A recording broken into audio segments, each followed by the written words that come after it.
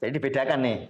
Kalau kedokteran barat, psikologi barat, objeknya penyakit. Penyakitnya. Kalau psikologi timur, kedokteran timur, objeknya yang sakit. Yang punya sakitnya. Nah, sekarang tasawuf. Nah, ini nanti bedanya. Sedangkan sufi healing atau terapi tasawuf menjadikan diri yang penting itu bukan bacaan ruqyah, tetapi perasaan kita sendiri ketika meruqyah.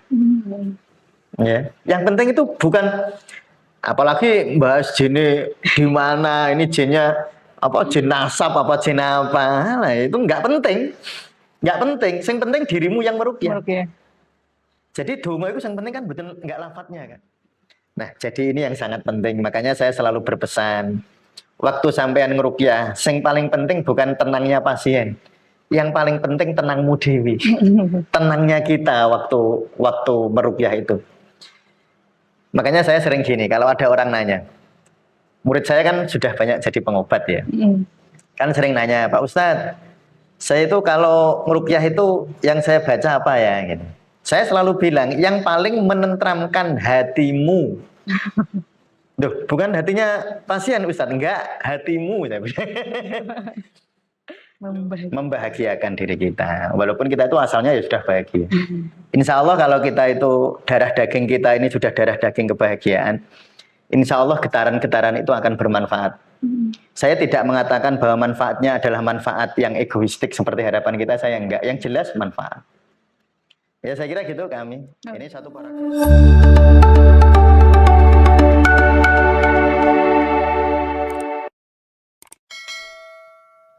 Assalamualaikum warahmatullahi wabarakatuh. Waalaikumsalam warahmatullahi wabarakatuh. Halo sahabat Tasawuf Indonesia, kita berjumpa lagi di channel YouTube Tasawuf Indonesia. Kali ini kita kembali untuk menyelami kerangka buku kerangka konsep Sufi Healing. Oke, kemarin kita telah membahas tentang objek Sufi Healingnya, yang dimana itu ada jasad, terus ada qalb, ada nafs, ada ruh. Untuk yang jasad qalb kemarin udah dibahas nggih. Nah, ini kita akan membahas lebih dalam lagi tentang nafs. Baik ya, saya lanjutkan ya. Yang pegang bukunya silahkan dibuka halaman 5 ya. Halaman 5 paragraf ketiga. Ini sangat penting sebenarnya, sangat penting di dalam penghayatan, bukan penting dalam artian teknik ya.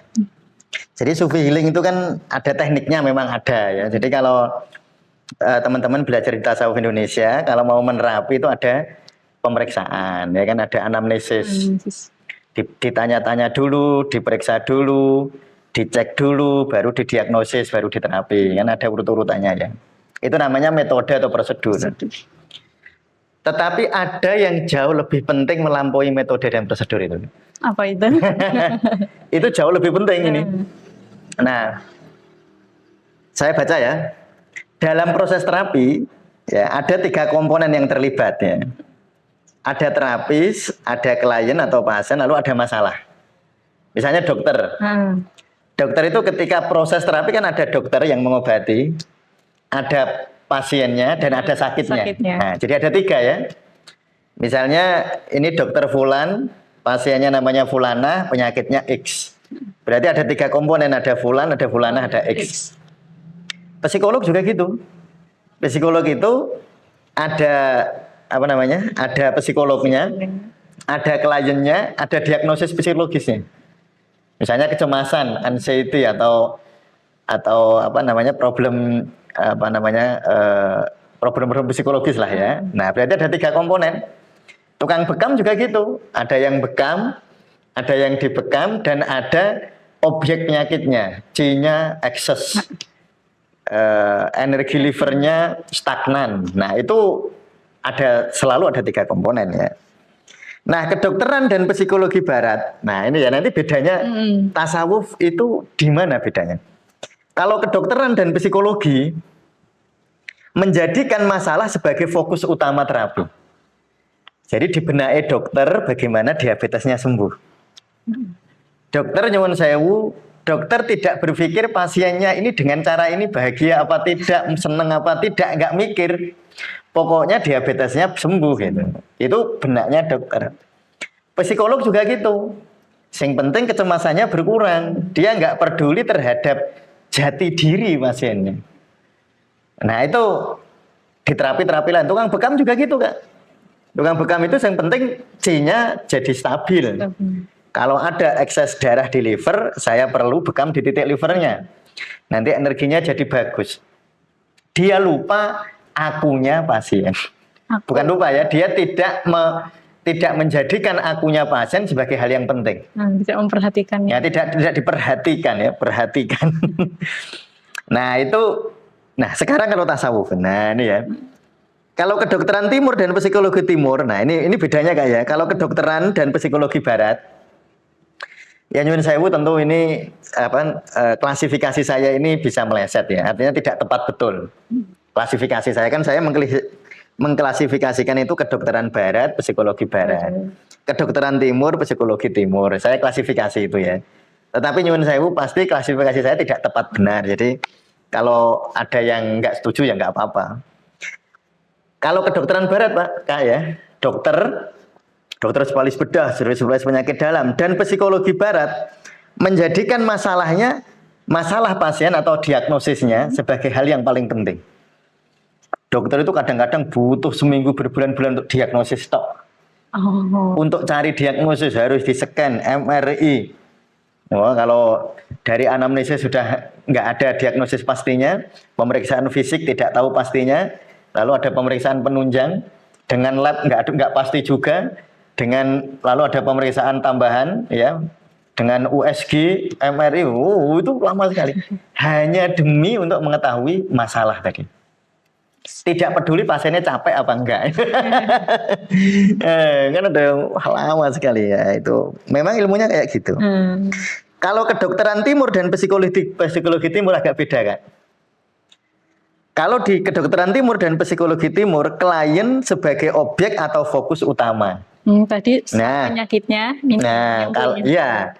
Kalau kedokteran barat dan psikologi barat penyakitnya, diagnosisnya. Kalau kedokteran timur sama psikologi timur yang diperhatikan yang sakit. Ini unik. Makanya kalau saya kalau ngajari Kak Ami, ngajari teman-teman proses terapi, saya kan sering guyon. Wes nggak usah didiagnosis jelimet-jelimet, iya kan? Yang penting pasiennya seneng, ya kan gitu ya. Sama kami mesti sering Dan saya gini kami, ini uniknya ya. Ini unik dalam saya pengen menjelaskan ini. Misalnya ada pasien didiagnosis C-nya kurang, ya. Ini kedokteran timur ya. Menurut ilmu kita nggak boleh dibekam, iya kan? Lidahnya pucat, nadinya lemah, nggak boleh dibekam menurut ilmu. Tetapi pasiennya tersugesti betul Kak. Enggak, pokoknya saya pengen dibekam. Nah, kenapa dia bisa begitu? Karena yang merekomendasikan bekam itu guru mursyidnya misalnya. Contoh ini kan tasawuf ya. Misalnya guru mursyidnya, wah, kuwingi aku itu bekam di tempatnya Pak Mustamir. Oh enak awakku, sampean bekam. Nah, kan dia itu ke kita pengen bekam karena sugesti. Ya, ada figur otoritas. Ada figur otoritas yang ngomong sama dia begitu. Diagnosis kita Kak, nggak boleh bekam. Tetapi sugesti itu seringkali lebih kuat daripada objektivitas. Makanya saya sering pengen banget ya udah dibekam aja. Dia pengen banget. Karena sugesti itu seringkali lebih kuat dari itu loh. Jadi kita itu banyak ya mengamati ilmu itu nggak ora kanggo istilahnya, nggak kepake di dalam praktek itu sering. Ilmu saya daki itu wah kayak tinggi gitu. Tapi kadang-kadang ketemu pasien ilmu saya nggak kepake. Ya seperti itu contohnya. Bu jenengan kalau dibekam nggak bagus. Mboten Ustaz, kalau niku pokoknya manut guru kalau pengen dibekam nggih bekam. Waduh, ya sudah. Itu sugesti kan. Nah kita menemui kayak gitu tuh bolak-balik. Apalagi di masyarakat kita kan figur otoritas itu seringkali memiliki dorongan yang sangat kuat ya daripada ilmu. Nah ya nggak apa-apa ya itu ya memang begitu. Nah artinya di dalam pengobatan timur itu diagnosis jadi nomor 2. Yang penting orangnya itu gelem ora gitu deh. Orangnya mau apa tidak. Makanya objek kita itu sebenarnya di pasien. Objek pengobatan timur loh ya. Jadi dibedakan nih. Kalau kedokteran barat, psikologi barat, objeknya penyakitnya. Kalau psikologi timur, kedokteran timur, objeknya yang sakit. Yang punya sakitnya. Nah, sekarang tasawuf. Nah, ini nanti bedanya. Sedangkan Sufi healing atau terapi tasawuf menjadikan diri terapis sendiri sebagai objek utama dalam proses terapi. Ini aneh ini. Nah, ini aneh. Mau menerapi tapi objeknya diri sendiri. Ini kan orang mesti nanya, loh gimana sih Ustadz? Oh, mau nerapi kok objeknya yang nerapi? Nah, ini. Jadi gini Kak ya, tadi ini biar mungkin teman-teman agak, terutama yang nggak megang buku ya, mungkin agak belibet saya ngomongnya ini. Jadi gini, ada terapis, ada pasien, ada penyakit. Kedokteran barat fokusnya di penyakit. Kedokteran timur fokusnya ke yang sakit. Tasawuf fokusnya kepada yang terapi. Jadi gini Kak, di dalam tasawuf itu mengenal istilah berkah. Berkah. Berkah itu namanya al-barakah. Berkah itu al-barakah itu ziyadatul ihsan. Bertambahnya kebaikan. Ihsan, nah ini kan berkah ziyadatul ihsan. Ihsan itu apa? Yang mahwal ihsan. Ihsan adalah antak buddha ka'annaka taro wa illam taro fa innahu yaro. Kesadaran bahwa kita bahwa saat kita beribadah kita seakan-akan melihat Allah. Kalau tidak bisa kita yakin Allah melihat kita. Nanti terjadi vibrasi. Nah, jadi sebenarnya pengobatan tasawuf itu yang lebih penting, makanya saya tadi bilang bukan prosedurnya. Prosedurnya itu masih objek orientisnya masih di objek. Tapi sebenarnya ruhnya itu di dalam getaran terapisnya. Itu yang selalu saya bilang. Kalau kita ngaji di Nasoihul Ibad, saya berulang-ulang bilang, Rasulullah itu dawuh, duduklah kamu bersama ulama, bersama hukama. Alaikum bimujalasatil hukama atau alaikum bimujalasatil ulama. Kenapa disuruh duduk itu? Karena biar ada vibrasi. Kena vibrasinya. Nah itu uniknya terapi tasawuf. Sehingga kita banyak sekali melihat kasus nyata ya. Ada seorang mursyid yang sangat soleh, luar biasa, riyadhahnya luar biasa. Itu ada orang datang, nggak ada tekniknya, cuma ditanya, dari mana sampean? Oh dari Semarang. Oh nggih pun, mangke kula dongake. Udah. Delalah ya mari. Ya delalah ya sembuh. Kan nggak ada tekniknya itu. Orang no diagnosis. Kadang-kadang itu beliau nggak nanya loh, kamu ngapain, kenapa? Itu nggak nanya juga. Ya pokoknya datang ya, mungkin beres sedoyo. Udah. Nggak ada diagnosis. Nggak penting kamu siapa, umurmu berapa. Pokoknya ngoten. Akhirnya vibrasi. Kenapa? Karena si mursyid itu sebenarnya sedang menggetarkan energi ruhani, sebut saja begitu ya, energi ruhani kepada pasien. Jadi yang penting itu aku yang nerapi. Jadi kalau kami bahagia, kami bisa menularkan kebahagiaan kepada pasien. Kalau saya bahagia, saya bisa menularkan kebahagiaan kepada pasien. Karena kebahagiaan tidak pernah bisa diajarkan, kebahagiaan hanya bisa ditularkan. Gitu. Nah, makanya saya kan, mungkin kami teman-teman itu ya bosan kalau dengar saya, karena itu kan saya ulang-ulang ya Kak ya. Kalau saya meruqyah, itu kan saya selalu bilang, yang penting itu bukan bacaan ruqyah, tetapi perasaan kita sendiri ketika meruqyah. Ya, yang penting itu bukan, apalagi bahas jin di mana, ini jinnya jin nasab apa jin apa, nah itu nggak penting. Yang penting dirimu yang meruqyah. Jadi doa itu yang penting kan betul nggak lafadznya Kak. Doa yang penting itu si pendoanya. Bukan dari bahasanya juga. Bukan bahasanya juga.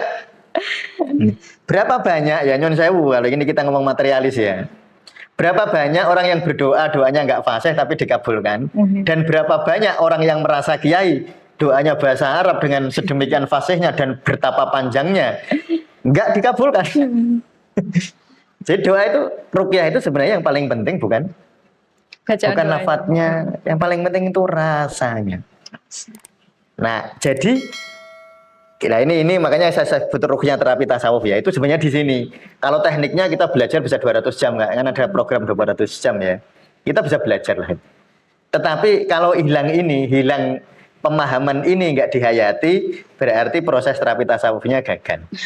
Ya dia akan jadi terapis. Ya akan jadi terapis memang. Dia akan jadi terapis atau sufi healing, menyebut begitu ya boleh. Tetapi paradigmanya sebenarnya bergeser ke pengobatan timur, bergeser ke pengobatan barat bahkan kadang-kadang. Kalau terlalu fokus kepada masalah. Nah, jadi ini yang sangat penting. Makanya saya selalu berpesan, waktu sampean ngeruqyah, sing paling penting bukan tenangnya pasien. Yang paling penting tenangmu dewi. Tenangnya kita waktu meruqyah itu. Makanya saya sering gini, kalau ada orang nanya, murid saya kan sudah banyak jadi pengobat ya. Kan sering nanya, Pak Ustadz, saya itu kalau ngeruqyah itu yang saya baca apa ya? Gitu. Saya selalu bilang, yang paling menenteramkan hatimu. Duh, bukan hatinya pasien Ustadz, enggak, hatimu. Loh, mana mungkin kamu bisa menularkan kebahagiaan? Wong kamu sendiri yang baca aja nggak nikmat rasanya. Lalu kamu nyuruh orang lain menikmati. Kan rumusnya bacaan Quran itu yang selalu saya sampaikan. Mengapa kalau di Tasawuf Indonesia itu ruqyahnya nggak kayak model-model ruqyah yang sangat dikenal masyarakat itu. Jadi ketika wa idza quri'al Qur'anu fastami'u lahu wa ansitu la'allakum turham. Nek diwacake Quran, fastami. Dirungokke tenan. Wa ansitu dihayati betul. La'allakum turhamun. Engkau akan dirahmati. Jadi syaratnya ruqyah hasil itu kalau kita menghayati, menikmati. Tetapi bagaimana mungkin kamu menyuruh itu kalau kamu sendiri enggak? Makanya saya kalau meruqyah, ini rahasia saya meruqyah kan. Saya kalau membaca ayat-ayat ruqyah, misalnya paling populer misalnya ayat kursi. Allahu la ilaha illa huwal hayyul qayyum. La ta'khudhuhu sinatun wa la naum. Lahu ma fis samawati wa ma fil ard. Man dhal ladzi yasfa'u indahu illa bi'idhnih. Ya'lamu ma baina aydihim wa ma khalfahum wa la yukhituna bi syai'in min ilmihi illa bima syaa. Wasi'a kursiyyuhu as-samawati wal arda wa la ya'uduhu khifdhuhuma wa huwal 'aliyyul 'azim. Saya pas baca gitu, fokus saya bukan ke pasien kan. Fokus saya ke kedamaian batin saya sendiri. Oh. Itu fokus saya walaupun ya sebut saja fokus ya, walaupun kata-kata fokusnya nggak tepat juga. Fokus saya, perhatian saya sebenarnya ke kedamaian batin saya sendiri. Saya pas baca gitu tuh saya damai apa enggak? Itu yang paling penting, bukan pasienku damai apa enggak. Karena sebenarnya kedamaian pasien tergantung ke saya. Dalam tanda petik tergantung ya, tergantung Allah sih sebenarnya. Kalau saya damai, nanti dia getaran kedamaian itu akan tertularkan. Vibrasi. Nah, akan ada vibrasi namanya. Dan vibrasi itu bisa vibrasi somatik, Bah. Bisa mempengaruhi tubuh. Oh. Jadi ya ini pesan ya. Nah, makanya ini kan nanti tanggal 14 itu kita mulai ada pelatihan kepekanan energi zikir ya kan. Ya sebenarnya saya ngelatih kayak gitu sih. Jadi nanti jangan sampai fokusnya itu fokus biar sakti, nanti orangnya enggak, apalagi fokus nanti dia teriak-teriak enggak, jinnya keluar enggak penting kayak gitu itu. Enggak penting, jin itu enggak penting. Orang enggak usah dianggap penting gitu loh. Wong jin itu makhluk ya Allah sama. Yang penting itu Allah, bukan jin itu. Gitu. Jadi jangan sampai ngeruqyah aku fokusnya nang ngono, malah lali Allah. Saya sering guyon enggak? Coba ya. Ada orang di ruqyah dibacakin ayat Al-Qur'an, pikirannya adanya jinnya keluar apa enggak? Itu malu apa enggak sih sama Allah itu? Harusnya malu. Ya malu toh, ngobrol sama Allah kok mikirin ngono gitu. Loh kan tadi rumusnya kan wa idza quri'al Qur'anu, ketika dibacakan Al-Qur'an fastami'u dirungokke sing tenan. Wa ansitu dihayati, dihayati didengarkan. Lah kok malah mikir jinnya metune kondi keluar apa enggak jinnya, ini yang nyantet saya siapa, ini jin nasab apa enggak, itu malu enggak sih sama Allah? Saya bertanya aja, ya silakan dijawab. Jadinya ya. Iya. Enggak kan saya ngobrol dengan istri saya, tiba-tiba saya ingat selain istri saya, ya kan enggak sopan dong. Harusnya ketika saya ngobrol dengan istri saya nikmati pertemuan ini gitu. Ketika saya ngobrol dengan Allah melalui ayat-ayat suci, saya nikmati pertemuan ini. Bukan malah mikir sih. Saya bukan memikirkan Allah ngasih saya apa, sembuh apa enggak. Itu secara syariat gak apa-apa loh ya secara syariat. Tetapi pertanyaannya, malu enggak sih? Pertanyaannya gitu sih Kak. Pertanyaannya malu enggak sih gitu. Ya itu pertanyaan. Ya silahkan dijawab sendiri-sendiri. Kalau enggak malu ya sudah. Nggak apa-apa, diterusin juga nggak apa-apa, nggak dosa juga kan. Nah, cuma pertanyaan saya cuma gitu. Pertanyaan saya ini jadi saya tidak berniat menghakimi salah dan benar ya. Saya hanya bertanya karena saya kan nggak tahu. Orang ruqyah itu niatnya apa ya saya nggak tahu kan. Cuma saya nanya. Kalau niatmu gitu, kalau meruqyah kamu justru memikirkan selain Allah, malu nggak sih? Nah, itu pertanyaan. Ini sangat reflektif. Nah, itu pertanyaan reflektif kan namanya. Kami kok pinter tahu kayak. Pinter lah ya. Host Tasawuf Indonesia kok nggak pinter. Nah, jadi gitu ya. Jadi saya berharap betul nanti teman-teman terutama calon-calon terapis memahami ini. Terapis itu yang penting gak mari, bukan pasien sembuh. Lalu pasienmu banyak apa sedikit, enggak penting. Biarlah Allah yang ngatur kalau itu. Tugas kita menenteramkan hati kita sendiri. Memang rumusnya gitu. Rumusnya itu kan innallaha la yughayyiru ma biqaumin hatta yughayyiru ma bi anfusihim. Kan gitu rumusnya. Allah itu enggak akan mengubah suatu kaum sampai mereka mengubah anfus mereka sendiri. Pikirannya sendiri, perasaannya sendiri. Makanya saya itu selalu kalau ketemu sama terapis-terapis ya, komunitas-komunitas gitu saya selalu berpesan. Tugasnya terapis itu ngaji. Ya mau marketing boleh, namanya marketing kok ya. Iya kan? Ya nama marketing boleh lah, towo-towo itu boleh. Tetapi tugas utamanya ngaji. Terapis itu tugas utama, bukan ngaji baca Quran secara lafadz tok loh, enggak. Ya, mengkaji diri, muhasabah, refleksi tadi itu. Itu yang paling penting enggak?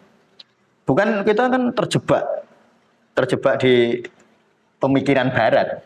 Pemikiran barat yang penting penyakitnya hilang. Makanya pemikiran barat itu selalu begitu, Kak. Misalnya ada miom. Ya, misalnya ada miom di dalam diri seorang perempuan gitu. Ya barat mikirnya diambil aja kan gitu. Memang mikirnya loro itu, Pak. Kan tidak memperhatikan bagaimana efek psikologis ketika perempuan rahimnya diambil gitu. Ini bukan, saya nggak bahas salah ya. Tetapi pernahkah itu di benak itu dipikirkan di dalam ilmu, di dalam bahasan-bahasan ilmiah maksud saya.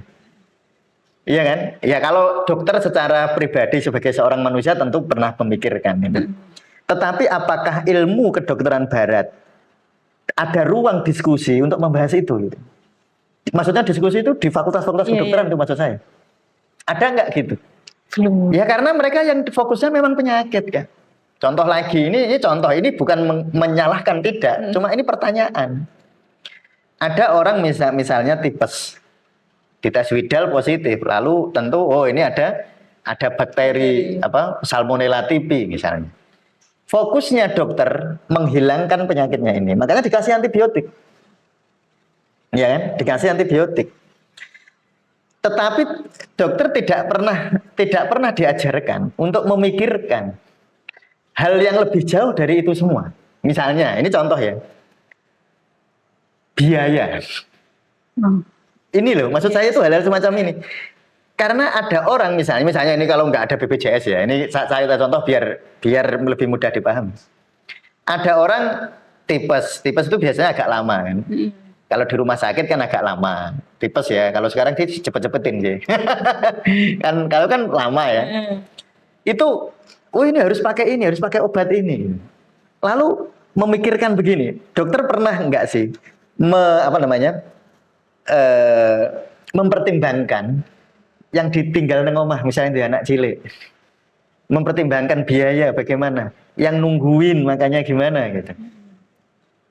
Nah, itu maksud saya karena memang target utamanya penyakit gitu, bukan yang sakit. Nah, kalau di tasawuf atau di sufi healing bahkan bukan itu, ya bukan sakit, bukan yang sakit, bahkan targetnya adalah diri kita sendiri. Nah, ini uniknya. Dan itu harus dipahami terus-menerus. Bukan dipahami secara intelektual. Kalau kami memahami secara intelektual, habis ini selesai. Iya kan? Iya benar. Ya, tapi ya saya sedih lah. Wong ini bukan bahasan intelektual. Ini kan bukan bahasan intelektual. Ini adalah bahasan reflektif tentang kesejatian diri kita. Kan? Nah, jadi marketing boleh. Ya. Kami kalau nanti bisnis ya, misalnya menawarkan, saya bisa aku pressure Bu, nanti biayanya sekian, kalau sekian menit, bisa terefleksi, bisa bekam, misalnya ya boleh Kak, nggak apa-apa. Memang gitu kok ya. Tetapi tugas utamanya ngaji ya. Ya, tugas utamanya. Maksudnya ngaji itu mengkaji diri, bukan ngaji maca Quran toh. Sabar tadi ya. Saya sering bilang gitu kok sama terapis. Jawabannya gini ya sama murid saya, Mbak. Tugasnya terapis niku yang paling penting mboten ngobati loh. Tugasnya terapis yang paling penting ngaji. Sudah Ustaz, saya sudah baca Quran setiap hari. Enggak nih, bukan itu maksud saya. Lo kadang-kadang baca Qurannya itu ya dalam rangka biar laris juga. Lo kan repot itu. Ya repot ya. Saya nggak nyebut salah lo Kak. Itu repot gitu. Maksudnya repot. Ini bukan salah. Kalau salah itu syariatnya gak ono nyalahke. Apalagi saya orang lain yang nggak tahu. Yang tahu niat kan Allah sama dia kan yang tahu niatnya. Cuma saya kan memancing kita untuk merefleksi diri. Makanya bertanya. Makanya bertanya kepada diri itu yang jauh lebih penting. Nah ini saya kira ini hal yang sangat fundamental Kak ya, yang saya ingin berbagi ini. Ya saya mungkin tampak terlalu semangat. Kadang-kadang jadi bahasa saya mungkin tidak ada yang tidak enak didengar ya. Saya memaklumi itu karena saking semangatnya ini ya ego kita lalu muncul, ego keilmuan itu terus muncul Kak. Karena ini sumber stres saya sejak zaman kuliah kan. Ini itu paragraf ini itu paragraf yang kalau saya boleh bilang inilah paragraf intisari dari lamanya saya stres sejak tahun 2001 sampai 2009 ini. 8 tahun saya stres tentang itu.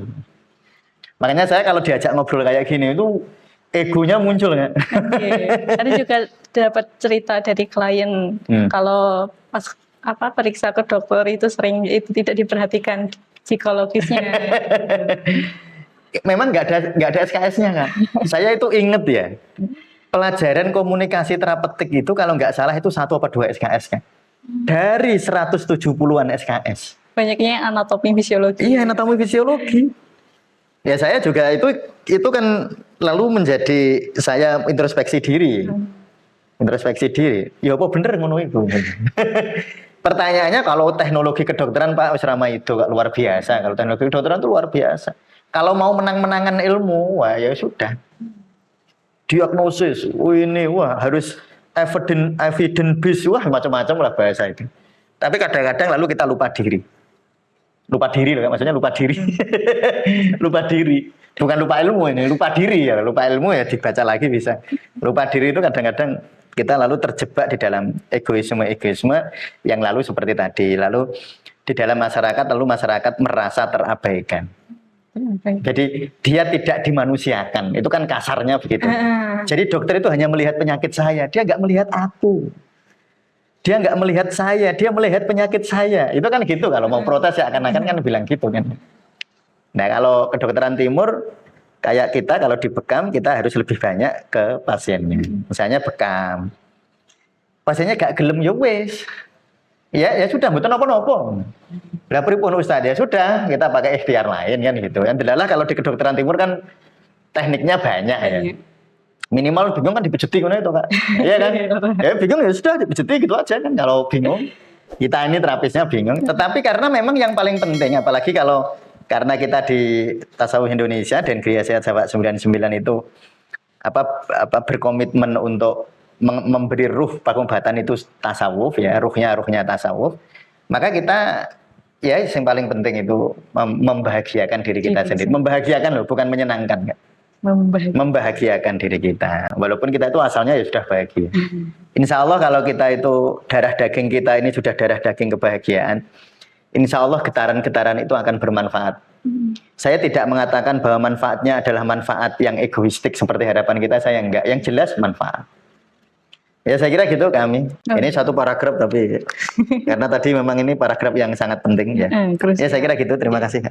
Ya terima kasih Pak untuk pembahasan kali ini. Tadi quotesnya untuk yang hari ini kebahagiaan itu divibrasikan bukan diajarkan. Jadi semoga teman-teman Tasawuf Indonesia yang setia menonton bahagia selalu dan semakin bahagia.